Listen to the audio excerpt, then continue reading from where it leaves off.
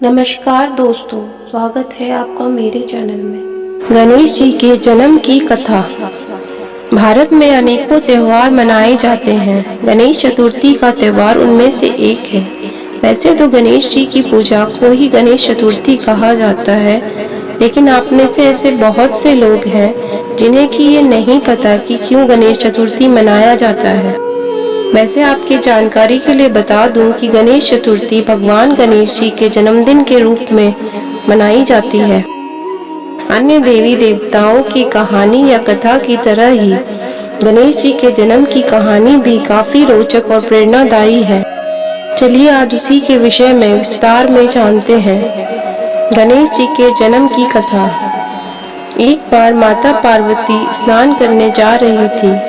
तब उन्होंने द्वार पर पहरेदारी करने के लिए अपने शरीर के मैल से एक पुतला बनाया और उसमें प्राण डालकर एक सुंदर बालक का रूप दे दिया।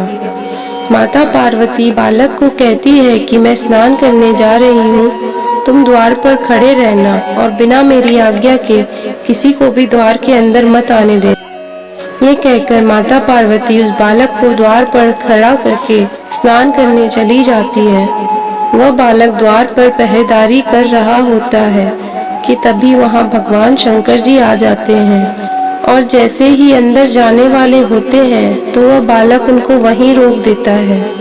भगवान शंकर जी उस बालक को उनके रास्ते से हटने के लिए कहते हैं, लेकिन वह बालक माता पार्वती की आज्ञा का पालन करते हुए भगवान शंकर को अंदर प्रवेश करने से रोकता है, जिसके कारण भगवान शंकर क्रोधित हो जाते हैं और क्रोध में अपने त्रिशूल निकालकर उस बालक की गर्दन को धड़ से अलग कर देते हैं।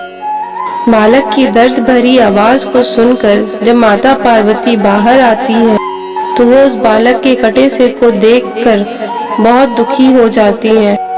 भगवान शंकर से कहती हैं कि वो उनके द्वारा बनाया गया बालक था जो उनकी आज्ञा का पालन कर रहा था, और माता पार्वती उनसे अपने पुत्र को पुनः जीवित करने के लिए बोलती है।